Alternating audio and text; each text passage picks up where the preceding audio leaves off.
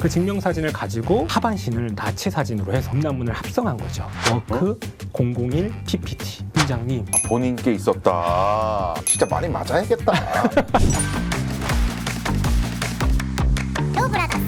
시청자 여러분 안녕하세요. 자, 요즘에요 AI 정말 대두되고 있는 새로운 분야인데 그 AI의 이면에 딥페이크 음란물이라는 새로운 문제가 사회 문제로 대두되고 있습니다. AI를 이용해서 영상 또는 그림에 다른 사람의 얼굴을 교묘하게 합성하는 것을 말하는데, 이 기술을 이용해서 유익한 일도 할 수 있겠지만 가짜 음란물을 만들어내는 일들도 요즘 많이 발생하고 있습니다. 특별히 오늘 이 시간에는 사회적으로 문제되고 있는 딥페이크 범죄에 대해서 전문가 한 분을 모셨습니다. 박준우 변호사입니다. 안녕하세요. 네, 안녕하십니까.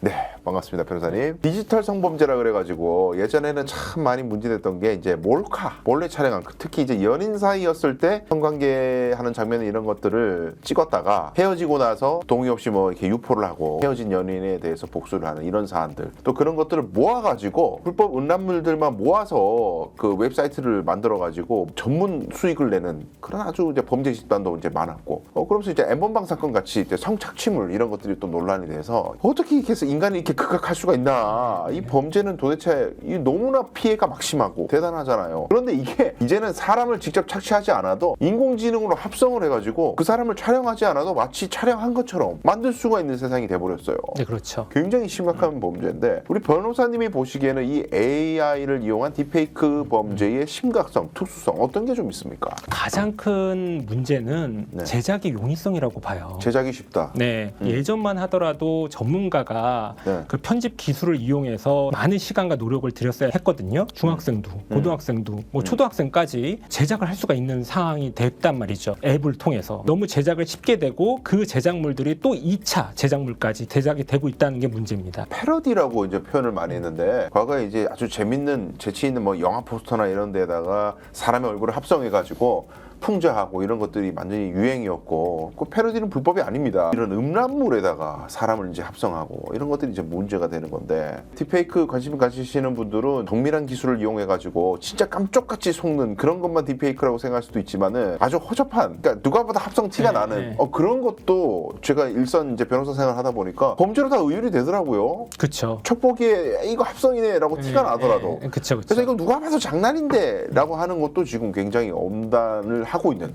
진짜 학생들은 큰일 나는 거죠, 이거. 그쵸. 되면. 자, 박 변호사님이 지금까지 그러면 이제 실제 사건을 많이 좀 맡으셨지 않겠습니까? 네. 기억에 남는 사건들을 좀 말씀해 주시면 재밌을 것 같아요. 제일 기억에 남는 사건이면 그래도 어느 정도 성공적인 승소를 한 사건이지 않을까 싶어요. 2024년경에 상담을 받으셨어요. 제작을 했다는 거예요. 지인들을 얼굴을 가지고, 그러니까 회사에 보면은 그 얼굴들이 나오잖아요. 회사에 보면 그 증명사진 같은 거.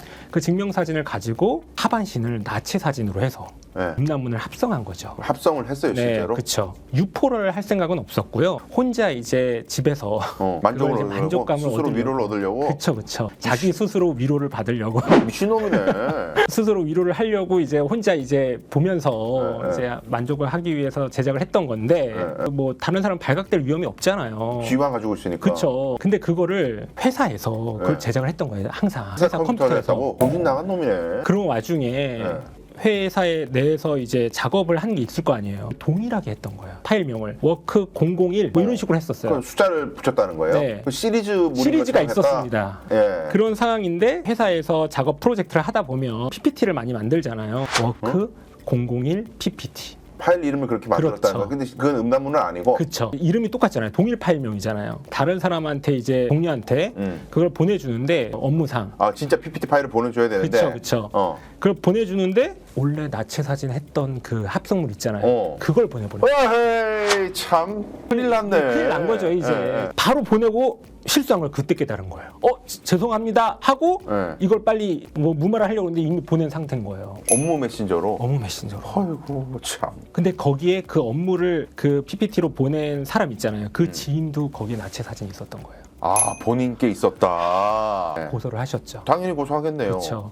이거 처벌을 돼야 되는 거 아닙니까? 처벌이 돼야 되는데 이걸 잘 이제 검토를 해야 돼요. 어떤 법리적으로. 문제가 있습니까? 고의성의 문제가 있을 수 있죠. 그러니까 유포를 고의적으로 했는가? 나는 유포할 고의가 없었고 실수로 보낸 거다. 그렇죠. 두 가지 쟁점이 됐었거든요. 네. 하나는 제작이 문제잖아요. 제작은 했잖아요. 그렇죠. 어. 제작에 대한 부분과 네. 그 유포에 대한 고의성의 문제, 네. 이 두 가지로 네. 나눠볼 수가 있었던 거였거든요. 네. 일단 첫 번째로 제작과 관련해서 이 성폭력 처벌법을 우리가 줄여서 보통 성폭법이라고 합니다. 그렇죠. 성폭법. 이 성폭법 제14조의 2가 개정이 됐습니다. 이게 언제 개정이 됐냐면 2024년 10월 달에 대폭 개정이 됐어요. 개정 전만 하더라도 제작에 대해서 반포 목적이라는 게 있었습니다. 나 혼자 스스로 위로를 얻기 위해서 제작하는 거는 처벌이 안 되는 거예요. 그렇죠. 근데 다만 이제 개정된 거에 따르면 반포 목적을 삭제해버렸거든요. 그거 어떻게 구분할 거야? 반포 목적으로 만들었는지 나 혼자 위로를 얻기 위해서 만들었는지 겉보기를 알 수가 없잖아요. 그쵸. 그러다 보니 법이 개정됐구나. 그렇죠. 형사법이라는 것은 행위시법을 기준으로 하거든요. 그 당시 내가 행동을 할 때 있었던 법에 의해서 처벌된다. 그쵸. 예. 2024년에 10월 달에 법이 개정됐잖아요.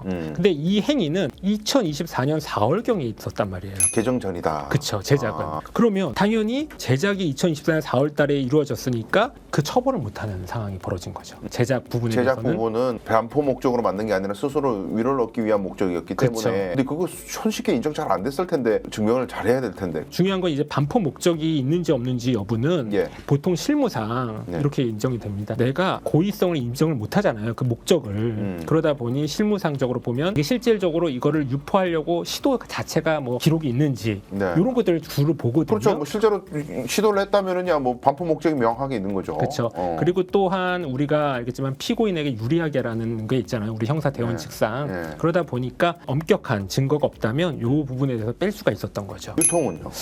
유통 같은 경우에가 이제 문제가 됐던 겁니다. 이제 유통에 대해서는 파일명이 같았잖아요. 네. 파일명에 확장자만 달랐을 뿐 이것이 고의성이 딱히 없어 보였고 보낸 다음에 사과를 했다라는 그거 거예요. 나 그거 굉장히 궁금해. 내가 네. 메신저를 네. 딱 보내는 순간 네. 알았을 거 아니에요. 그렇죠.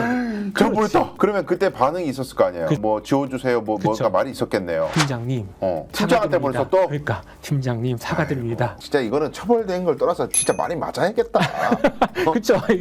그렇긴 하죠. 네, 사실 네. 일단 뭐 지금 네. 사건은 벌어졌으니까요. 예, 그렇게 사과는 했고 그쵸. 잘못 보냈다. 그렇죠. 실수를 했다. 그렇죠. 사과도 했고 파일명도 같았고 제작을 나중에 향후에 아까도 네. 말했듯이 그걸 어디다 유포할 목적 자체가 없다 보니까 그럼 유포의 고의성이 없다라고 해서 그 혐의 없음 처벌을 내려졌던 거죠. 그 이제 이 부분이 이제 시청하시는 분들 중에는 아니 그래도 나쁜 새끼인데 그런 새끼 처벌 안 하고 뭐 하는 짓이야 뭐 이렇게 생각하시는 분도 많을 거예요. 그렇죠. 결국에는 법의 취지대로 이제 처벌이 되는 거니까 처벌은 안 되더라도 인사적인 책임은 남을 것 같아. 내가 이걸 제작을 해가지고 실수로 보내더라도 정신적 충격을 얼마나 받았을 거예요. 그 받은 사람은. 그럴 수 있습니다. 민사의 손해배상 책임은 고의가 없어도 자동차 사고도 실수로 하잖아요. 일부러 사람 안 치고 실수로 쳐도 손해배상 다 해줘야 되잖아요. 네네네. 손해배상 책임을 생길 수가 있겠다는 생각이 드네요. 그래서 그런 경우에는 보통 합의를 좀 하게 시키죠. 그 수사 초기 단계에서부터 피해자 네. 분한테 합의를 빨리 하도록 하자라는 식으로 해서 네. 무마를 잘 시켰던 기억이 있습니다.